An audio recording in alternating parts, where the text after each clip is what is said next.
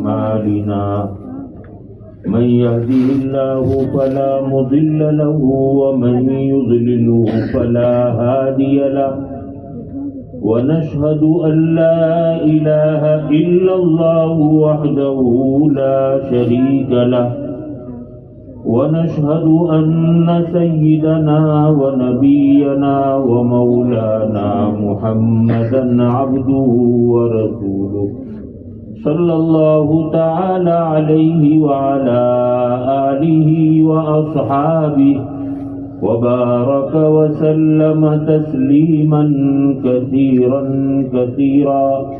أما بعد، باب قول الله ونضع الموازين القسط ليوم القيامة وأن أعمال بني آدم وقولهم يوزن. وقال مجاهد القسطاس القسطاس العدل بالرومية، ويقال القسط مصدر المقسط وهو العادل، وأما القاسط فهو الجائر. امام بخاری علیہ رحمہ اپنی کتاب کا اختتام کرنے جا رہے ہیں، اور اس کتاب کی عظمت اور اس کتاب کا مقام آپ نے بارہا علماء کرام سے سنا ہوگا. سب سے پہلے تو میں اپنی کیفیت بیان کر دوں کہ یہاں اتنے بڑے بڑے علماء کبار اور مشائخین اعظام تشریف فرما ہے. مجھ جیسے طفل مکتب کو کیا بولنا اور کیا نہیں بولنا اسی کشمکش میں بیٹھا رہا اور اللہ سے دعائیں مانگتا رہا، اور ان بزرگوں کا حکم ہوا کہ تو آگے بڑھ جا، ہماری پشت پناہی حاصل. امید ہے کہ اخیر تک ان کی توجہات میرے ساتھ رہے گی تو انشاءاللہ منزل مقصود تک ہم خیریت اور عافیت کے ساتھ پہنچ جائیں گے. اور مدرسہ جامعہ الامام محمد انور شاہ کشمیری رحمۃ اللہ علیہ کے تمام نظماء اور تمام اراکین، خصوصاً مدرسے کے محتمم و ناظم مولانا شہزاد صاحب کا میں دل کی گہرائیوں سے شکریہ ادا کرتا ہوں کہ مجھ جیسے گنہگار کو بتقریب تکمیل بخاری اور بتقریب تکمیل حفظ قرآن کی موقع پر مجھے خدمت کا موقع عطا فرمایا. اللہ تعالیٰ ان کو اجر عظیم عطا فرمائے. اور ساتھ ساتھ میں جامعہ عائشہ صدیقہ للبنات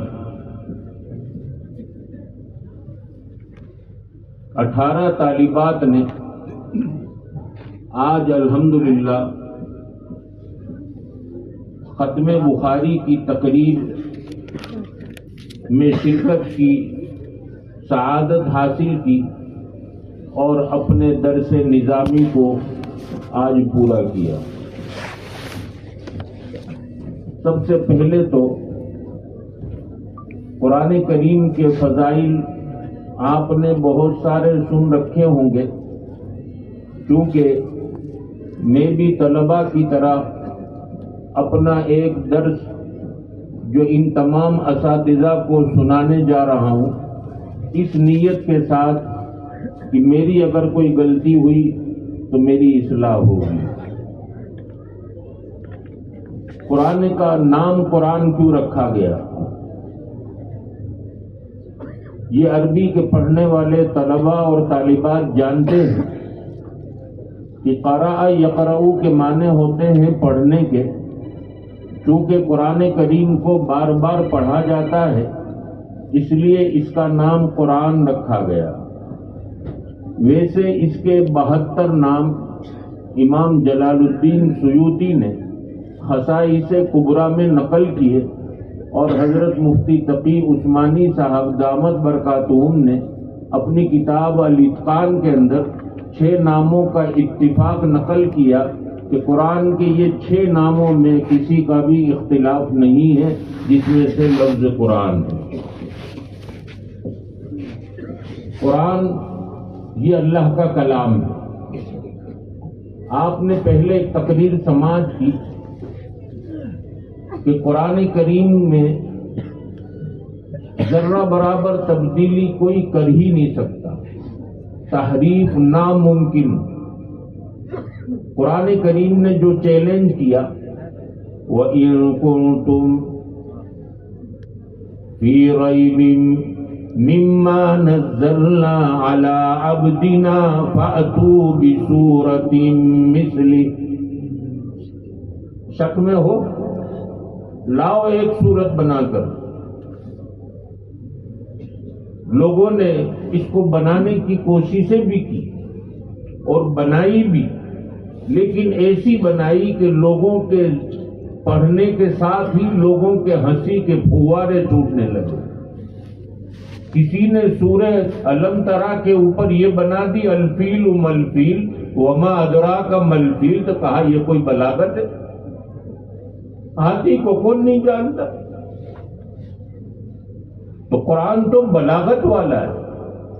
ابو جہل جہاں دن بھر تو میرے نبی کو ستانے میں گزارتا تھا، اور رات کا وقت ہوتا تھا یہ تمام مشرکین میرے نبی کے حجرے کے باہر آ کر بیٹھ جاتے تھے اور پوری رات قرآن سنا کرتے تھے۔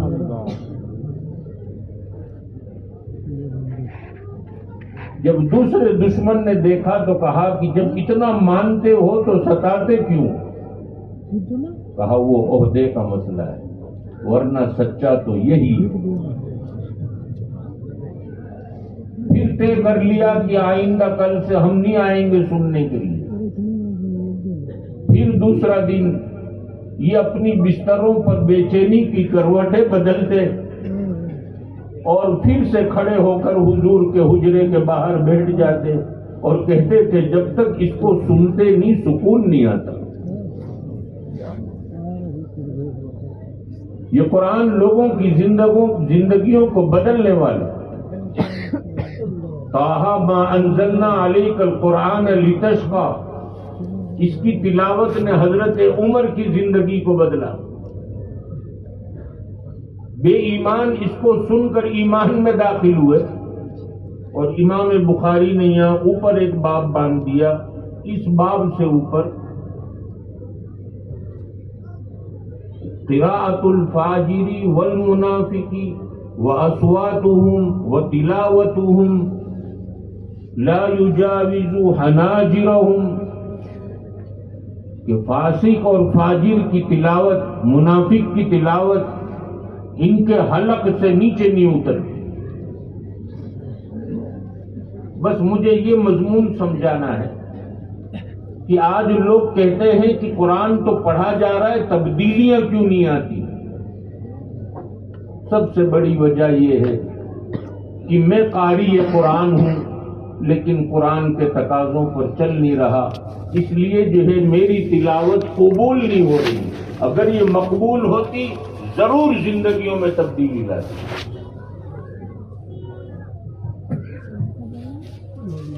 قرآن وہ کلام ہے کہ جس کو بار بار پڑھا جا رہا ہے، لیکن آدمی اس سے بور نہیں ہوتا، بلکہ ہر مرتبہ پڑھتا ہے نئی چاشنی۔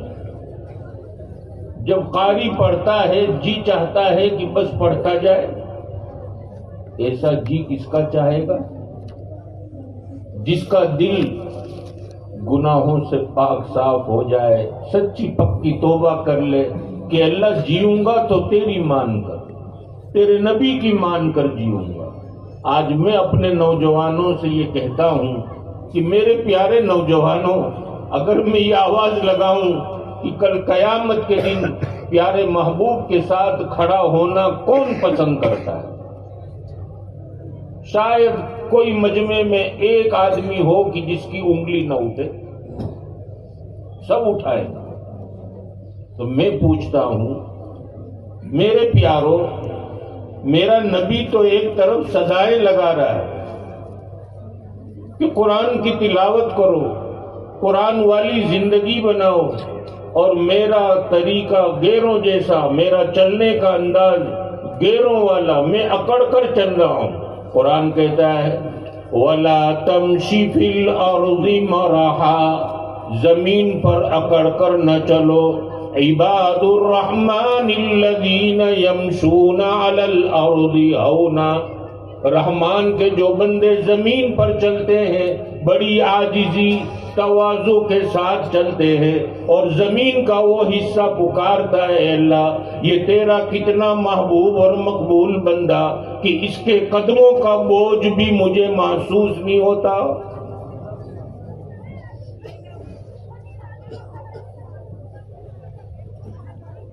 ہم جس زمین کے ٹکڑے پر کھڑے ہیں وہاں کھڑے رہ کر گالیاں بک رہے ہیں، جھوٹ بول رہے ہیں، لوگوں کو دھوکہ دے رہے ہیں، اور یہ سمجھ رہے ہیں کہ میرے اس جھوٹ کا اور میرے اس دھوکے بازی کا کسی کو علم نہیں ہوتا۔ مولانا رومی لکھتے ہیں کہ رات کو بستر پر پہنچ کر میٹھی نیند سونے والا بے چینی کی کروٹیں بدلتا ہے اور گھر والوں سے کہتا ہے دل پر ہول پڑ رہے ہیں، خوف محسوس ہو رہا ہے، کبھی ڈر لگ رہا ہے کہ کہیں اٹیک نہ آ جائے، کبھی ڈر لگ رہا ہے کہ پریشر ہائی نہ ہو جائے۔ مولانا فرماتے یہ اس وجہ سے ہوا کہ رحمت کے فرشتے اس سے دور ہو گئے۔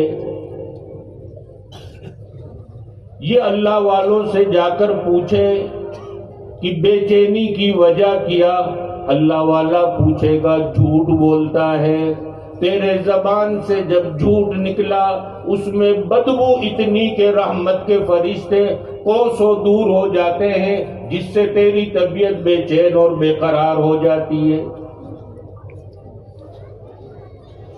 مسجد میں بیٹھا ہوا آدمی پہلی صف میں بیٹھا ہوا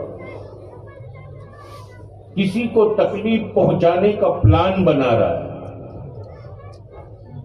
کہ اب کی بار تو اس کو ایسی ماروں گا، سوشل میڈیا کے ذریعے سے پروپیگنڈا کر کر طرح طرح کی اسکیمیں بنا رہا ہے، اور سفید اولا میں بیٹھا ہوا ہے۔ ہم دیکھ کر کہتے ہیں کہ اللہ کا ولی۔ حضرت حکیم الامت فرماتے ہیں جب تک یہ لوگوں کو تکلیف پہنچانے کا پلان بناتا ہے، حدیث قدسی ہے میرا رب فرماتا ہے کہ اس شخص پر میری لعنت، میرے نبی کی لعنت اور فرشتوں کی لعنت جو لوگوں کو تکلیف پہنچانے کے پروگرام بناتا ہے۔ اب اللہ کی لعنت کیا چیز ہے؟ کوئی ہم سے پوچھے مل مانا اللعنہ، اب یہ وقت نہیں ہے کہ اس کی تشریح کی جائے۔ لعنت کا ایک نقصان یہ ہوتا ہے کہ لوگوں کے دلوں میں اللہ اس کی نفرت ڈال دیتا۔ اب یہ بیچارہ کہتا ہے کہ میں نے ان کا کوئی کچھ بھی بگاڑا نہیں، بس یہ مجھے دیکھتے ہیں چہرہ بدل لیتے ہیں، میری بیٹی مجھے دیکھ کر غصے ہو جاتی ہے، میرا بیٹا میں جو بات کرتا ہوں فوراً نافرمانی، ایسا کیوں ہو رہا ہے؟ بس تھوڑا سا سوچ لے، اللہ کی لعنت کا شکار تو نہیں۔ عزیز دوستو، آج میں یہ کہتا ہوں کہ مجھے قرآن پڑھنے کا وقت نہیں ملتا، یہ جملہ بول لینا تو آسان ہے، کبھی دل میں یہ سوچا کہ اللہ نہیں چاہتا کہ میرا پاک کلام اس کی ناپاک زبان پر آئے، کبھی یہ تصور نہیں آیا۔ حفاظ کرام کی مجلس میں اکثر میں کہا کرتا ہوں کہ 3 پارے کی تلاوت روزانہ اندر دیکھ کر کی جائے، اور عام مجمع میں ہر آدمی کو روزانہ 1 پارے کی تلاوت کرنی ہے۔ اب تلاوت سے ملے گا کیا؟ مشکات میں ایک روایت ہے، اس کی سند کے اوپر لوگوں نے کلام کیا، لیکن ہمارے اکابرین میں سے حضرت قاری طیب صاحب رحمۃ اللہ علیہ نے اس کو نقل کیا، اس لیے میں اس کو نقل کر رہا ہوں۔ ابھی جو بچے جنہوں نے حفظ کیا، اللہ نہ کرے اگر کوئی ایسا باپ جو دنیا سے چلا گیا،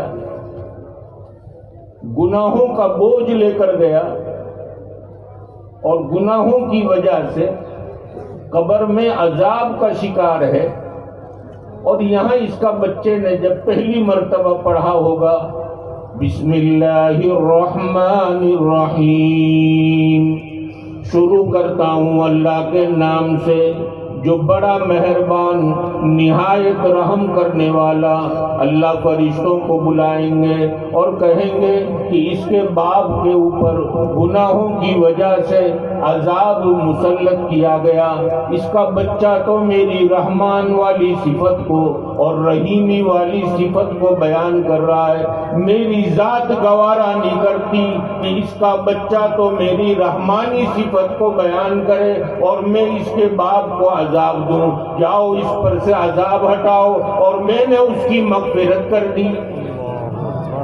یہ بسم اللہ اس وقت پتہ چلے۔ انعامات دینے والوں میں سے جنہوں نے بچوں کی حوصلہ افزائی کا انعام دیا، اب کسی طالب علم کے دل میں یہ بات آ گئی کہ اب پڑھوں گا تو پورا پڑھ کر رہوں گا، تو 100 روپے والا انعام جو اس کو مولوی بنانے پر ابھارا ہے، کل قیامت کے دن اللہ اس کو بلائیں گے کہ بھائی کہاں ہے تمہارے اعمال نامے؟ فرشتے کہیں گے یہ نیکیوں والا اتنا ہے، مولوی بھی ہے، حافظ بھی ہے، قاری بھی ہے۔ اللہ میں تو کچھ پڑھا ہوا نہیں، کہ تیرے ایک انعام نے کتنے لوگوں کو حافظ بنایا، تیرے ایک انعام نے کتنے لوگوں کو قاری بنایا، تیرے ایک انعام نے کتنے لوگوں کو مولوی بنایا، سب کا اجر و ثواب آج تیرے پلے میں رکھا جا رہا ہے۔ اب قرآن جو لوگ پڑھا رہے ہیں ان کا معاون بھی بننا چاہیے۔ مدارس ہے تو چندہ دینے میں ہم کیا کرتے ہیں، بہت ہچکچاہٹ کے بعد پھر ہمارے جیب میں ہاتھ جاتا ہے اور یہ کہہ کر دیتے ہیں کہ یہ اس سال کے لیے آئندہ سال تھوڑا کم رکھنا، یہ تو آپ آئے ہو تو دے رہا ہوں۔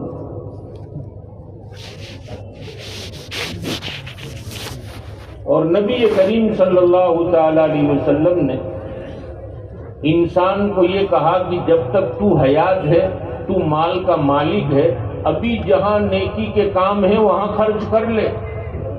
بعد والوں پر بھروسہ کرے گا کہ جو ہے میری اولاد میرے لیے ایصال ثواب کرے گی، تو یہ تیری خام خیالی ہے۔ آپ نے دیکھا ہوگا کہ باپ نے کروڑ روپے کا وارثہ چھوڑا، اس میں سے بچہ ایک بورنگ مدرسے میں کروا دیا 2 لاکھ روپے، اور سب کو بتا رہا ہے دیکھو یہ ابا کا ایصال ثواب، دیکھو یہ ابا کا ایصال ثواب، باقی 98 لاکھ تو کھایا اس کا تو بتا۔ بس 2 کا تذکرہ ہو رہا ہے، تو پھر مضمون لمبا ہو جائے گا قرآن کے اوپر، کہ قرآن جو ہے وہ کتاب ہے کہ جس نے لوگوں کی زندگیوں کو بدلا ہے۔ آج بھی قرآن پڑھا جاتا ہے، مجبوراً ان لوگوں کی زبان سے یہ جملہ نکلتا ہے کہ یہ جو تم پڑھ رہے ہو سمجھ میں تو کچھ نہیں آتا، لیکن اندر سے دل رو رہا ہے، یہ کیا ہے؟ ایک عیسائی حضرت پیران پیر شیخ عبد القادر جیلانی رحمت اللہ علیہ کی خدمت میں پہنچا اور کہا کہ حضرت ایک سوال ہے. کہا کیا ہے؟ کہ آپ کی مساجد کتنی رینوویشن کی جاتی ہے، ہمارا چرچ آپ نے دیکھا سالوں پرانا، کبھی رینوویشن نہیں. تو اس سے جو ہے ثابت نہیں ہوتا کہ ہمارا مذہب سچا ہے.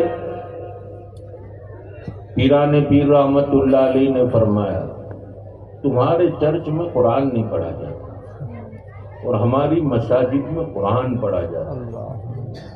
لو انزلنا هذا القرآن على جبل لرأيته خاشعا متصدعا من خشية الله. اگر تجھے ماننے میں نہیں آتا مجھے لے چل، میں تیرے چرچ میں قرآن پڑھتا ہوں، پھر تو دیکھتا چلا جا تیرے چرچ کا حال کیا ہوتا ہے. پیران پیر نے جب تلاوت شروع کی چرچ کی در و دیواریں ہلنے لگی. وہ عیسائی کہنے لگا عبد القادر بس کرو، پاؤ حصہ ٹوٹ چکا، اب بس کرو آدھا حصہ ٹوٹ چکا. قرآن میں ہوتا ہے. اب آخری بات کہہ کر، قرآن کریم جو ہے یہ اللہ کا کلام ہے.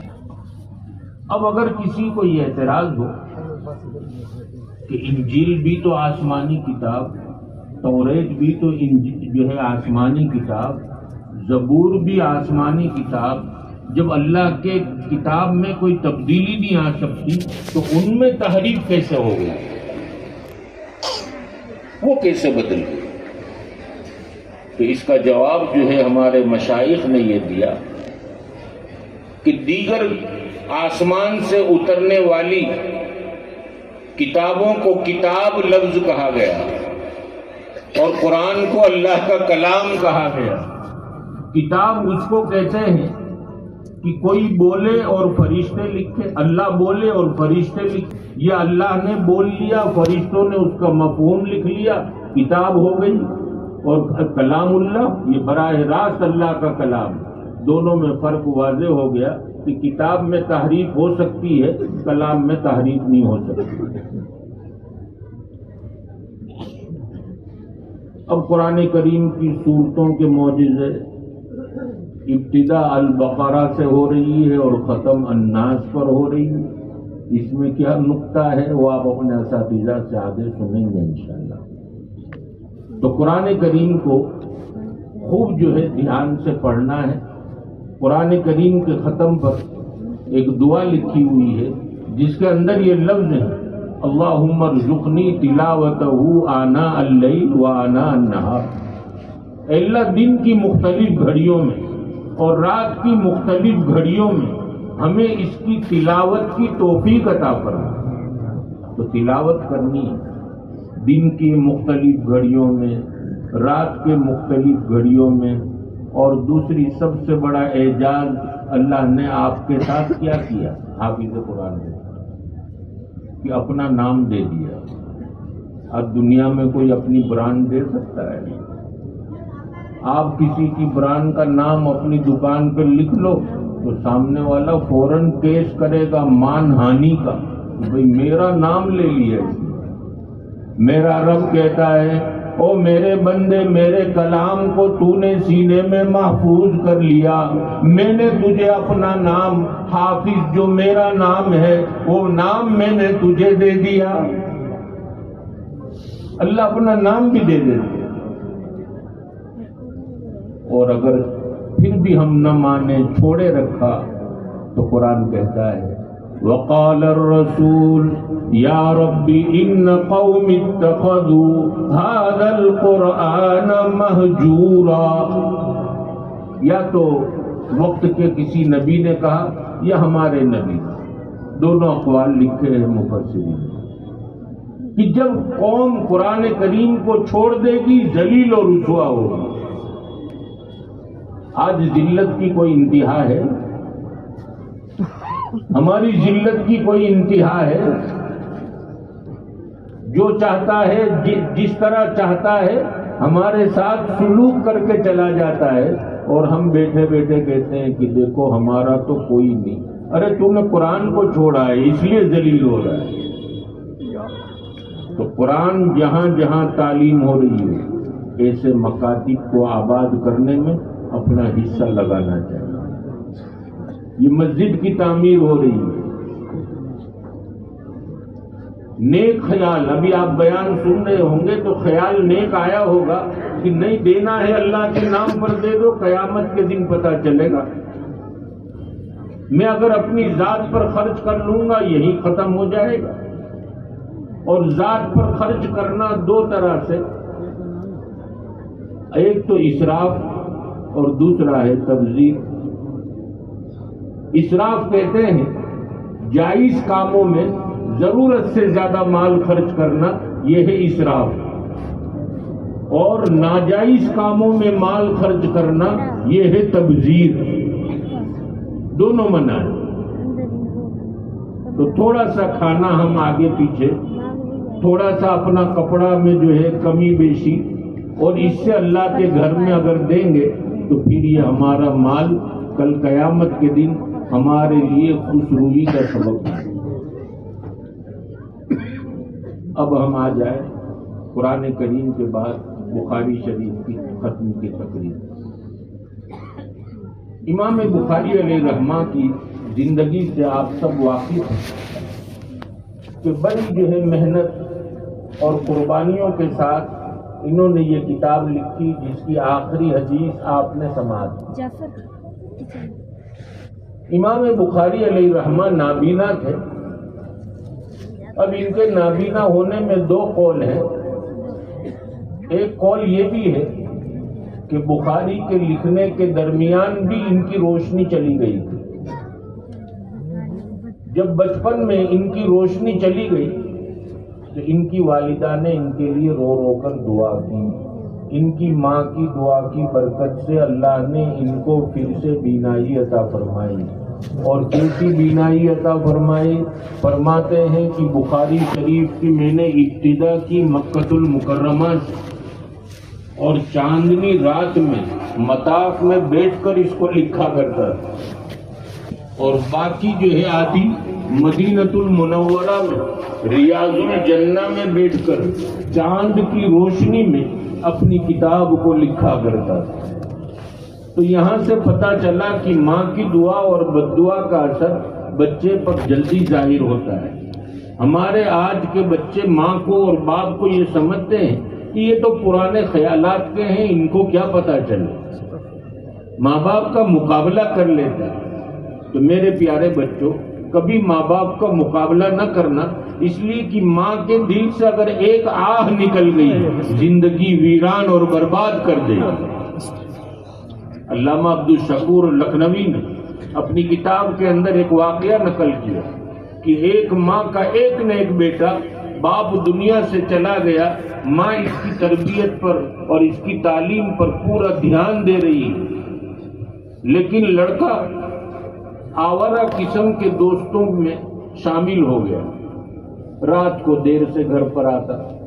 ماں کہتی, وہ پیارے بیٹے تجھے معلوم ہے جب تک تو نہیں آتا مجھے نیند نہیں آتی, اور صبح سے میں کچن میں رہتی ہوں, رات تک تو دیکھتا ہے کہ تیری ماں کو آرام نہیں ملتا. پیارے بیٹے تھوڑا جلدی آ جایا کر. لیکن وہ ایک کان سے سنتا تھا دوسرے سے نکال دیتا. ایک دن رات کو آدھی رات کے بعد آیا. اب آدھی رات تک ماں جاگی تو ماں کو غصہ آنا ظاہر تھا. ماں نے اس کو غصے سے کہا کہ بیٹا کیا تو اپنی ماں کی جان لے کر رہے گا؟ تو وہ کہنے لگا سو جانے کا, میرا انتظار نہیں کرنے کا. ارے میرے اندر اللہ نے وہ ممتا رکھی کہ جب تک بیٹا لقمہ نہ کھائے میرے حلق سے لقمہ نیچے نہیں اترتا. رات کو چھوٹا سا بچہ پیشاب کر دے, ماں فوراً کھڑی ہوتی, یہ نہیں دیکھتی کہ ٹھنڈی کی راتیں ہیں, برف باری ہو رہی ہے, وہ فوراً اپنی جو ہے ٹھنڈی میں نکل کر اپنے بچے کے کپڑے کو بدلتی ہے. ماں کو چین نہیں آتا کہ میرا بچہ تکلیف میں ہو اور میں آرام سے سوں. یہ ممتا ہے. تو بیٹے نے ماں کو غصے میں تماچا مار دیا. ماں رو پڑی. بیٹا تجھے 9 مہینے تک پیٹ میں اس لیے رکھا تھا کہ تو بڑا ہو کر مجھے تماچا مارے. بیٹا 2 سال تک تجھے دودھ اس لیے پلایا تھا کہ تو تیری جوانی اور تیرا شباب اپنی بوڑھی ماں پر بتائے. علامہ لکھتے ہیں کہ 8 دن نہیں ہوئے کہ اس کی ماں کا انتقال ہو گیا.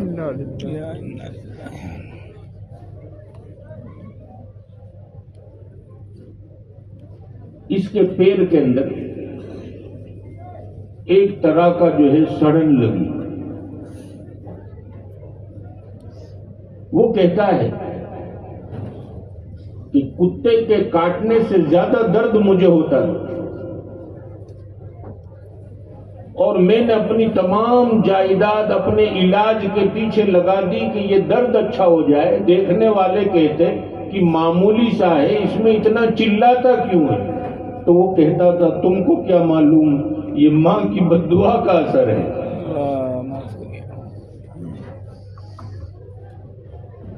آخر میں اس کی بیوی اور اس کے بچے جب کھانے کا گھر میں تکلیف آ گئی, فاقے ہونے لگے, تو بیوی نے کہا آپ مجھے اجازت دے دو, میں بچوں کے ساتھ اپنے باپ کے یہاں چلی جاتی, میں آپ کے ساتھ رہ نہیں سکتی.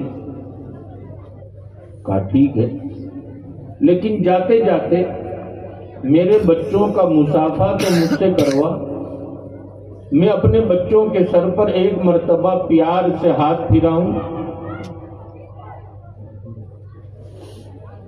لیکن بچوں نے کہا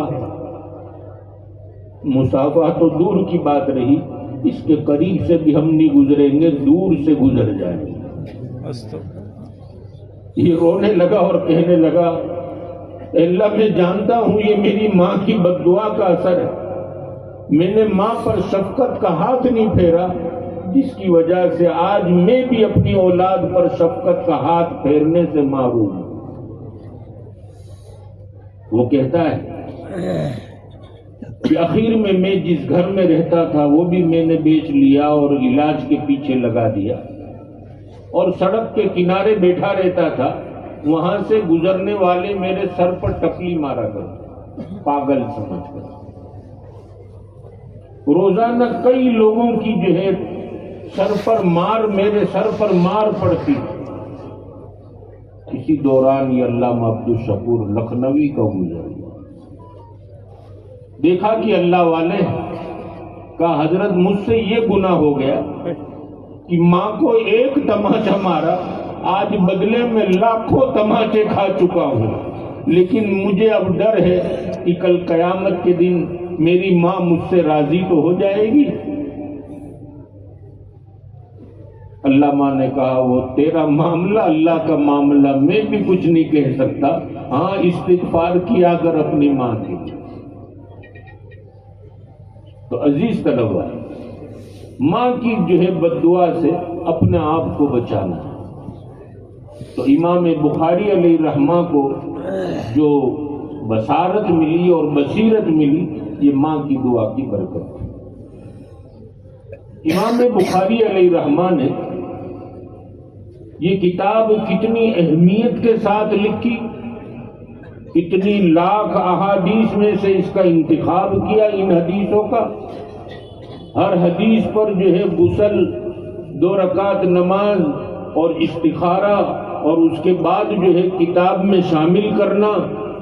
اس کی مقبولیت ایک میں بتلا دوں, بہت ساری مقبولیت ہے کہ جوف کعبہ میں قرآن کریم کے بعد اگر پوری کتاب کوئی پڑھی گئی تو وہ بخاری ہے. لاکھوں کروڑوں جو ہے ان کے تلامذہ آج بھی ہیں اور قیامت تک سلسلہ چلے گا. لیکن حالات آئے آخری وقت, بخارا, حاکم بخارا نے نکال دیا یہ مسئلہ اسی پر کہ قرآن اللہ کا جو ہے کلام ہے اور یہ مخلوق ہے یا غیر مخلوق ہے. تقریباً 60 یا 62 سال کی عمر یا 61 سال کی عمر. بدن تھوڑا بھاری تھا. نیشاپور سے دعوت آئی کہ حضرت آپ ہمارے یہاں چلے آئیں، آپ کے قدردان یہاں بہت ہیں. ابھی آدھا راستہ طے کیا تو پتہ چلا کہ وہاں بھی مخالفت ہونے لگی. تو خرتنگ نامی علاقے میں آپ نے قیام کیا. رمضان کا مہینہ آیا، وہیں گزارا. ان کے جو میزبان تھے وہ کہتے ہیں کہ تہجد میں جب امام بخاری دعا کے لیے ہاتھ اٹھاتے تو میں پیچھے بیٹھتا تھا. یہ اللہ کا مقبول بندہ یہ کہتا تھا اللہم الحقنی بالرفیق الاعلی. اللہ اب تو اگر میرے لیے آخرت بہتر ہو تو اوپر بلا لے. یہ جملہ نبی کریم صلی اللہ علیہ وسلم نے اپنے آخری وقت میں کہا.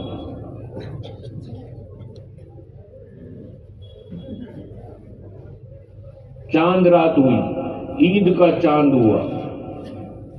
نیشاپور سے لوگ آ گئے کہ حضرت اب ماحول ٹھیک ہو گیا، آپ چلے. امام بخاری نے فوراً کہا سواری تیار کرو. کپڑے تبدیل کیے. میزبان نے کہا کہ حضرت عید کا چاند ہو چکا، کل عید کی نماز ادا کر کر پھر جائیں آپ. کہا کہ نہیں، اگر اسی دوران محمد ابن اسماعیل کی موت آ گئی کل قیامت کے دن نبی کو کیا منہ بتلائے گا کہ میرا کام کرتے کرتے رک کیسے گئے. سواری تیار، بدن بھاری. سواری تک چلتے ہوئے سواری تک جا رہے ہیں. بیچ میں اللہ کا فیصلہ آ گیا. امام بخاری نے ہاتھ اٹھائے، اشہد ان لا الہ الا اللہ واشہد ان محمد رسول اللہ، اور وہیں آپ بیٹھ گئے اور روح پرواز کر گئی. انا للہ و انا الیہ راجعون. خرتنگ نامی علاقہ، الحمدللہ حضرت کی قبر کی زیارت کے لیے جانا بھی ہوا. وہ جگہ پر امام بخاری کو جہاں دفن کیا گیا، بہت سارے عیسائی جنہوں نے نماز جنازہ میں شرکت کی اور امام بخاری کی قبر کی مٹی سے جو مشک کی خوشبو آ رہی تھی، اس مشک کی خوشبو کو سن کر ایمان میں داخل ہوئے. تو پہلی روایت تو یہ لائے، کیونکہ زیادہ کلام کا وقت بھی نہیں، پونا گھنٹہ تو مجھے کہا گیا تو ہو گیا. وہ پہلی روایت لائے انما الاعمال بالنیات. وہاں بھی اعمال کا تذکرہ ہے اور یہاں آخری روایت میں بھی اعمال کا تذکرہ ہے. وَأَنَّ أَعْمَالَ بَنِي آدم. تو افعال اور اعمال دونوں میں فرق ہے. اعمال اختیاری عمل کو کہتے ہیں اور افعال غیر اختیاری عمل کو کہتے ہیں. پتہ چلا کہ اختیار ہے، اگر غلط کام کیا تو گنہگار ہوا. شروع میں جو ہے یہ بتلا دیا کہ میں جتنا بیان کروں گا وہی باتیں بیان کروں گا جو اللہ نے وحی کے ذریعے سے بھیجی. اب یہاں کسی کو یہ شک ہو سکتا تھا کہ جب اعمال کا دار و مدار نیت پر ہے تو ہم بھی اچھی نیت کے ساتھ برے کام کریں تو کیا حرج ہے. جسے بعض لوگ کہتے ہیں میں تو دل کا پردہ کرتا ہوں، میں دل کی نماز پڑھتا ہوں.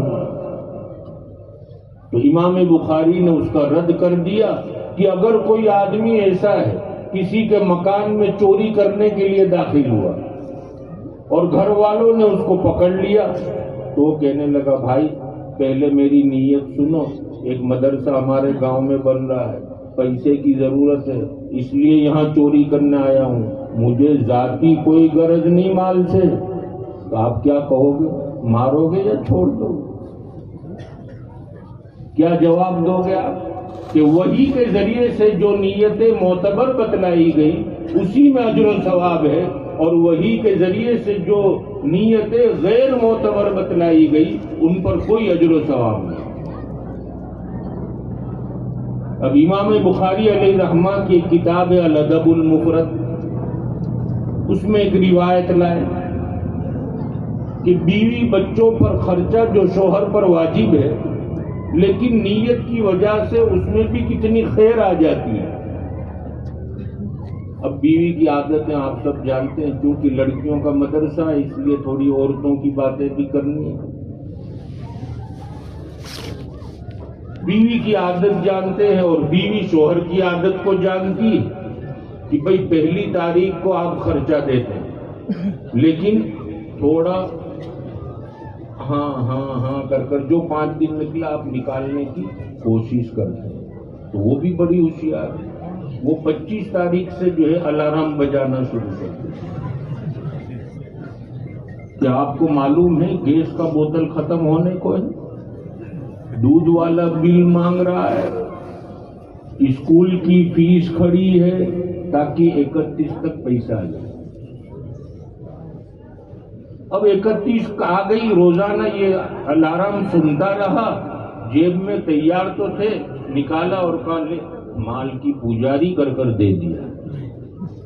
تو فقہا کہتے ہیں نفقہ جو واجب تھا وہ ادا ہو گیا لیکن اس پر کوئی اجر و ثواب نہیں ملا۔ اب اجر و ثواب کے لیے کیا کرے؟ جب بیوی کو پیسے دے خرچے کا تو کہے اللہ تو نے اس کو میرے ماتحت رکھا اور اس کا خرچہ میرے اوپر واجب کر رکھا، اللہ تیرے کر رہا ہوں، تیرے نبی کے حکم کو پورا کر رہا ہوں، یہ دے رہا ہوں۔ تو نفقہ بھی ادا ہو گیا اور جتنے روپے خرچے کے دیے اتنے روپے صدقہ کرنے کا ثواب بھی مل گیا۔ اب بعض لوگ پوچھتے ہیں کہ نیت کیا چیز ہے؟ تو نیت ارادے کا نام، تو ارادہ کس کو کہتے ہیں؟ تو میرے پیر و مرشد حضرت مفتی احمد صاحب خانپوری دامت برکاتہم حضرت کی صحت کے لیے دعا بھی فرمائے، اللہ حضرت کو خوب صحت عطا فرمائے۔ انہوں نے بڑا اچھا جو ہے مطلب بیان کیا کہ ایک آدمی ابھی پیٹ بھرا ہوا ہے، مدرسے والوں نے کھلا دیا اچھی سے بریانی، مراد آباد کی، یہاں کی لوکل آئٹمیں بھی کھلا دی۔ اب باہر نکلتے کہتے ہیں کہ اللہ ان کو جزائے خیر دے، میں نے سیراب ہو کر کھایا، لیکن اتنے میں دوست کے مکان پر پہنچے چائے پینے کے لیے اور اندر سے مچھی کے تلنے کی خوشبو آ گئی۔ کھانے کا کوئی ارادہ نہیں تھا لیکن جیسے خوشبو پہنچی تو کہا کہ زیادہ ہو تو ایک ٹکڑا دے دو، کہا یہ ہے نیت، ارادہ۔ تو ہم جو ہے نیت اور ارادے کے اندر مضمون کو، عزائم کو لمبے رکھیں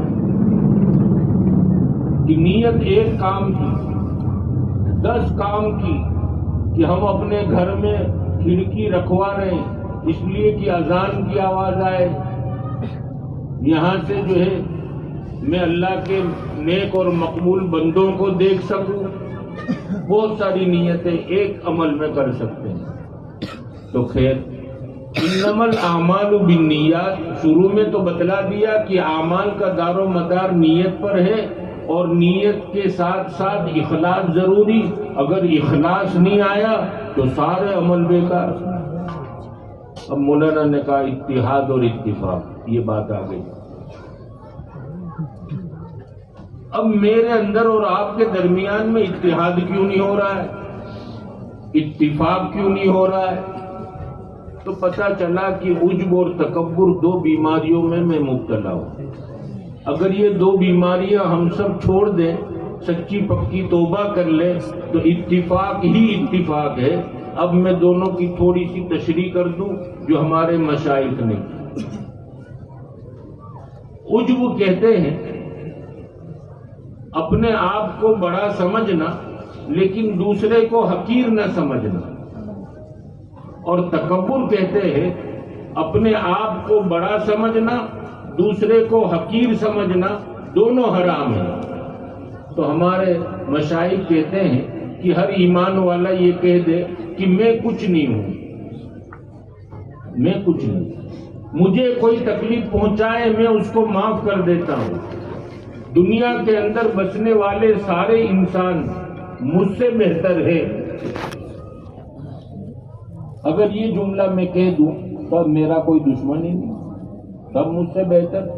اور اپنے آپ کو بہتر بنانے کے لیے جھگڑا کہ میں نے کہا میں بہتر, میں محتمیم, تو وہ دوسرا کہے گا میں ناظم اعلیٰ بن کے بتاؤں, تیسرا کہے گا میں رئیس الجامعہ بن کر بتلاؤں.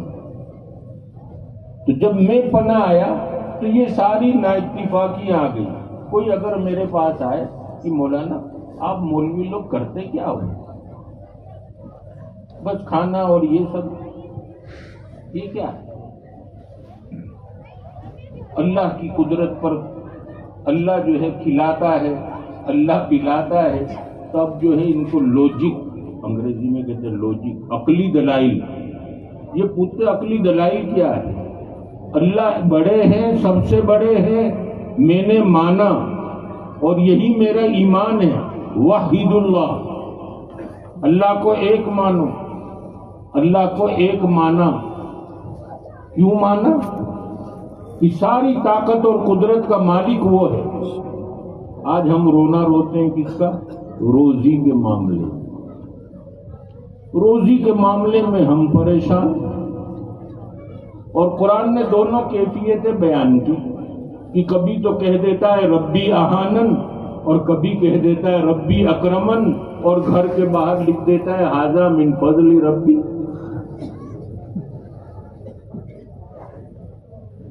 تو حضرت حکیم الامت نور اللہ مرکزہ کا ایک نقطہ عرض کر دے مولانا, عرض کر دے کہ حضرت تھانوی رحمت اللہ علیہ نے لکھا سورہ علم نشرہ کی جو ہے تفسیر میں, انما العسر یسرا, تکلیف کے بعد راحت. تو حضرت فرماتے ہیں کہ میں تو لوگوں سے کہتا ہوں کہ تکلیف آئے تو خوش ہونا چاہیے, اس لیے کہ قرآن کا وعدہ ہے تکلیف کے بعد راحت, اور قرآن اپنے وعدے میں سچا ہے.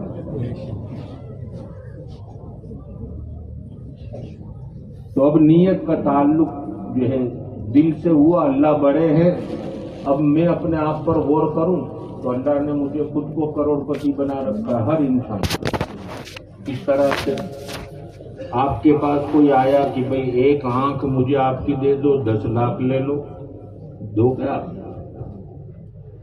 آپ دوسری والی دے دو, دونوں پیر کے 50 لاکھ لے لو.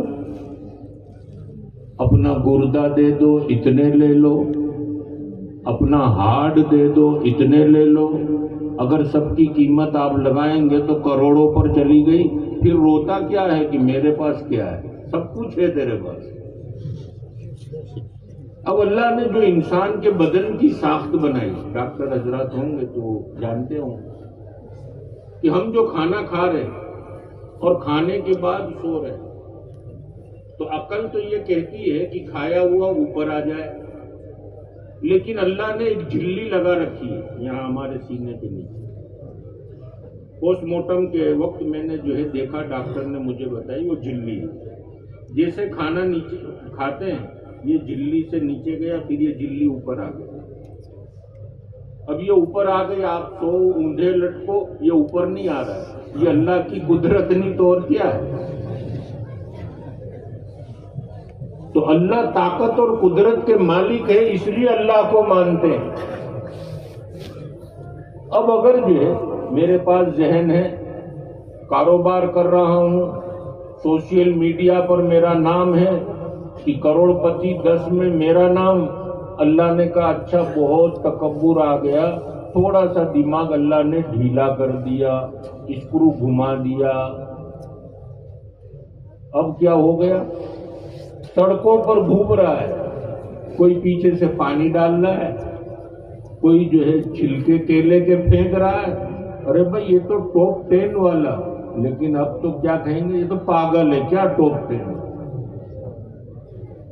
اب وہی اللہ جو ہے جس کو عزت دینا چاہے تو اس کو کوئی ذلیل نہیں کر سکتا, اور جس کو وہ ذلیل کرنا چاہے اس کو کوئی عزت نہیں دے سکتا. اب آپ لوگ کہیں گے کہ مولانا فلم ایکٹر کا ہم نے جو ہے وہ کیریکٹر لیا تو لوگ ہم کو تو کہتے ہیں واہ اس کے جیسا لگ رہا ہے, جیسے بھی یہ مسلس بنانے پر کچھ چلی. وہ ٹی شرٹ پہنتے ہیں تو یہ پورا پھولا ہوا نظر آنا چاہیے. تو اب جو ہے کیا ہو گیا، ہمارے اندر تکبر نہیں تھا لیکن یہ ڈال رہا ہے. اب ہم جو ہے چائے کی پلیٹ پکڑ رہے ہیں، یوں چائے پینی چاہیے لیکن اب یہ یوں پیے کہ میرے مسلس نظر آئے. اور دیکھنے والوں نے کیا کہا، یار عجیب باڈی ہے آپ کے جیسا تو کوئی بن ہی نہیں سکتا، آپ تو ہو بہو وہی نظر آ رہے ہو. اس کو ڈرنا چاہیے. من تشبہ بقوم فہو منہم، کہ کل قیامت کے دن اللہ کا نبی کا ساتھ چاہیے یا اس کا ساتھ چاہیے.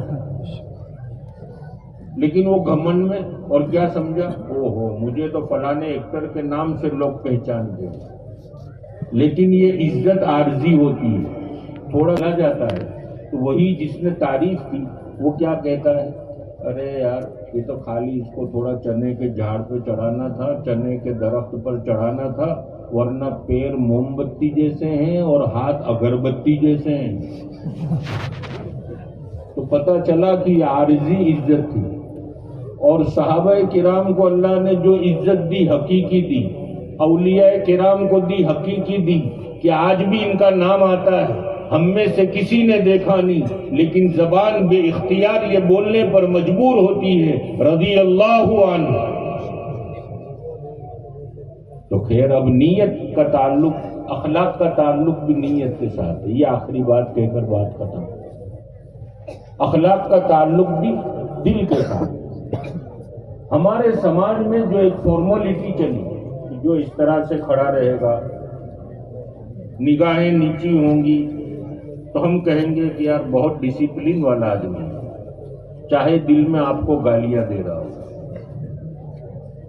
جیسے داماد ہے، اس کی حیثیت تو ایک راشٹرپتی جیسی ہوتی. اب سسر بیچارہ سونے کی نیند کا غلبہ بھی ہے، لیکن داماد آ گیا تو بیچارہ ادب سے ایسے کھڑا ہے.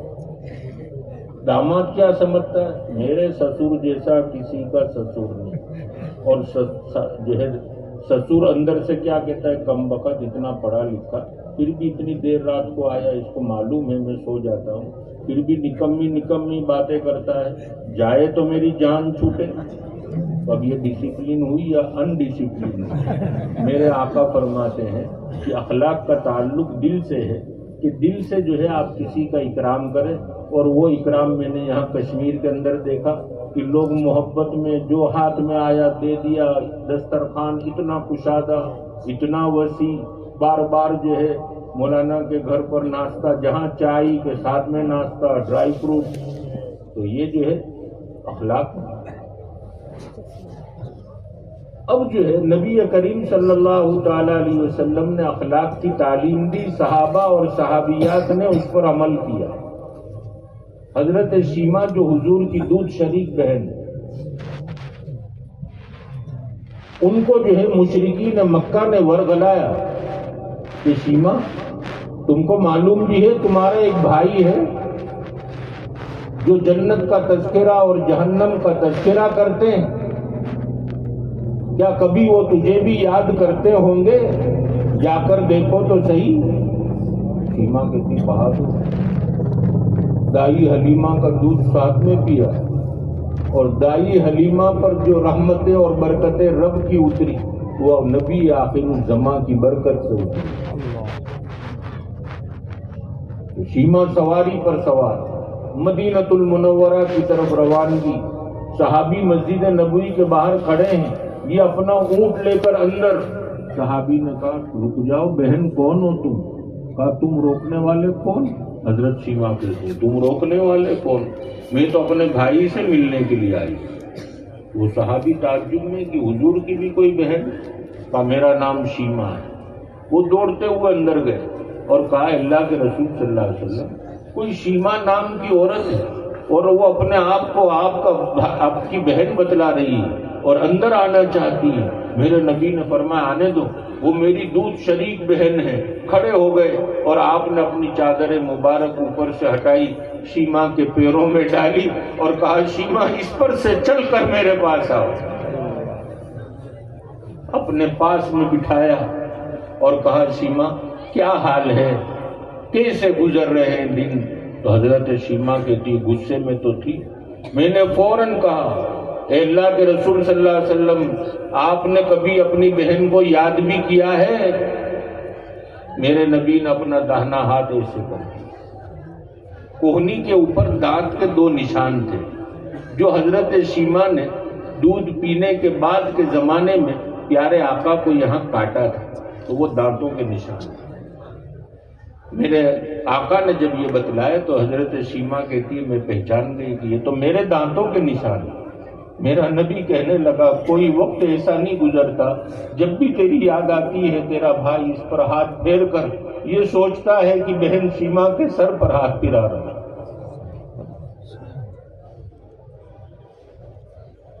بہن شیما، اگر تم یہاں رہنا چاہو تو تمہارے لیے گھر کا انتظام کر دیا جائے، تم فکر مت کرنا، تمہارا بھائی آئے گا اور تمہارا پانی پینے کا بھر دے گا، تمہارے برتن تمہارا بھائی دھوئے گا، تمہارے کپڑوں کو تمہارا بھائی دھوئے گا۔ حضرت شیما کہتی ہے کہ اب میرے اندر ہمت نہ رہی، میں بھی دھاڑے مار کر رونے لگی اور میں نے کہا اشہد ان لا الہ الا اللہ واشہد ان محمد رسول اللہ۔ پیارے آقا، میں آپ کی غلام اور آپ کی خادمہ بن کر رہنا چاہتی تھی، لیکن گھر والوں سے چند دن کا کہہ کر آئی ہوں، گھر والے انتظار کرتے ہوں گے، مجھے واپسی کی اجازت دے دے۔ میرے نبی نے ازواج مطہرات میں اعلان کیا میری بہن شیما جانا چاہتی ہے، جو تم میں سے اس کو کچھ ہدیہ دینا چاہے ہدیہ دے دو، جس نے میری بہن کا دل خوش کیا اس نے محمد رسول اللہ کا دل خوش کیا۔ حضرت شیما کہتی ہے جب باہر نکلی پوری اونٹنی ہدیوں سے بھری ہوئی، میں چھلانگ لگا کر اوپر سوار ہونا چاہتی تھی، میرا نبی گردن جھکا کر کھڑا ہو گیا، شیما یہاں پیر رکھو، سوار ہو جاؤ۔ حضرت شیما سر پکڑ کر رونے لگی اور کہا پیارے محبوب، کل قیامت کے دن آپ کے پیر مبارک کے نیچے جو تنکا ہے، کل قیامت کے دن شیما کا اس میں شمار ہو جائے۔ میں آپ کی بے ادبی کرنا نہیں چاہتی، میں بہادر ہوں، چھلانگ لگا کر چڑھ جاؤں گی۔ میرا نبی جھکا رہا اور کہا بہن چھلانگ لگا کر چڑھو گی تم کو تکلیف ہوگی، اپنے بھائی کا کندھا ہے اس کو استعمال کر لو۔ حضرت شیما کی روتے روتے ہچکیاں بن گئی، سوار ہو گئی۔ میرے نبی نے اونٹنی کی نکیل اپنے ہاتھ میں پکڑی اور چلنے لگے۔ حضرت شیما اوپر سے آواز دے رہی ہے پیارے محبوب آپ پریشان نہ ہو، تنہا آئی تھی تنہا چلی جاؤں گی۔ میرا نبی کہنے لگا کہ بہن شیما، اگر مشرکین مکہ کا ڈر نہ ہوتا تیرا بھائی تجھے پیدل مکے تک چھوڑنے دے۔ ہے آج کوئی بھائی اپنی بہن کے لیے سمندر؟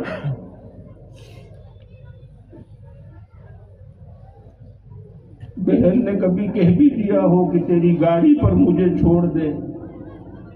بھائی کا غصہ آسمان پر، اور بہن کو جو چاہا بول دیا۔ کیا یہ ہے میرے نبی کے اخلاق؟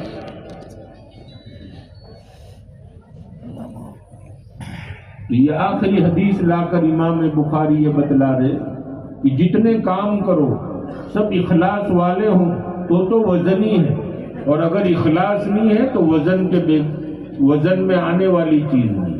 اب یہاں وَنَضَعُ الْمَوَازِينَ، قیامت کے دن ہم ترازو انصاف کی رکھیں گے۔ اب یہ رکھیں گے، وزا کا لفظ آیا، پتہ چلا کہ جو ہے ترازو پیدا کر دی گئی، اتنی بڑی ہے۔ اس میں حضرت داؤد علیہ السلام کا ایک قول اور علامہ قسطلانی نے اپنا ایک قول نقل کیا کہ زمین اور آسمان کے بیچ میں جتنی جگہ ہے اتنا ایک پلہ ہے۔ کسی نے پوچھا اللہ کے نبی صلی اللہ علیہ وسلم اتنا بڑا پلہ؟ تو فرمایا اس میں اخلاص کا سے دی ہوئی ایک کھجور اس کو جھکا دے۔ تو اب یہ ساری بحثیں تو طالبات نے اپنے استاد محترم سے سن لی۔ اب روایت لائیں وبہ قال حدثنا احمد بن اشکابہ دونوں طرح پڑھ سکتے ہیں. حدثنا محمد بن فضیل عن عمارۃ بن القعقاع عن ابی زرعہ عن ابی ہریرہ. دونوں جو ہے پہلی حدیث کے بارے میں بھی کہا غریب ہے، آخری حدیث کے بارے میں بھی حکم لگایا کہ غریب ہے. امام بخاری یہ بتلانا چاہتے ہیں کہ بہت زیادہ شہرت کے شوقین مت بننا. جتنا اجنبی بن کے رہو گے علم ملتا رہے گا. دوستی یاری زیادہ کرو گے تو علم میں رکاوٹیں پیدا ہوگی. تو اجنبی کی طرح رہنا، تو اس سے تم کو علم کا وافر حصہ ملے گا. حضرت ابو ہریرہ رضی اللہ تعالی جنہوں مکثرین فی الحدیث، یہ پہلے تو کہتے ہیں کہ مجھے یاد ہی نہیں رہتی حدیث، لیکن حضور کے پیچھے بیٹھا رہتا تھا. تہجد کا وقت ہے، پیارے آقا نے سلام پھیرا، یا ابا ہریرہ، اے ابو ہریرہ مانگو، کیا مانگنا چاہتے ہو؟ آج تمہارا نبی تمہارے لیے دعا کرے گا. کیا مانگا؟ اے اللہ کے رسول صلی اللہ علیہ وسلم، مجھے حدیثیں یاد نہیں رہتی، آپ دعا کر دیجئے کہ مجھے جو ہے آپ کی حدیثیں یاد رہ جائیں. حضور نے چادر بچھائی اور اس طرح سے 3 مرتبہ 3 چلو ڈالے اور کہا سینے سے لگا لو اس کو. حضرت ابو ہریرہ کہتے ہیں اس کے بعد سے بھولا ہی نہیں. اب ان کے نام کے اوپر بھی بہت سارے اقوال ہیں، لیکن حضور کا دیا ہوا یہ نام اتنا پسند آ گیا کہ ان کے اصلی نام سے آج جو ہے لوگ واقف ہی نہیں. نام تو لکھے، کسی نے عبد العزا لکھا، کسی نے کیا لکھا، لیکن حقیقت میں کیا نام تھا اس تک جو ہے شاید اب تک کوئی پہنچ نہیں پایا. کلمتان حبیبتان، 2 کلمے جو رحم کرنے والے رب کو بہت محبوب ہیں. خفیفتان علی اللسان، زبان پر ادا کرنے میں بہت آسان ہے. اور ثقیلتان فی المیزان، کل قیامت کی ترازو میں بڑے بھاری ہوں گے. اب یہاں جو ہے شراح نے تو یہ لکھا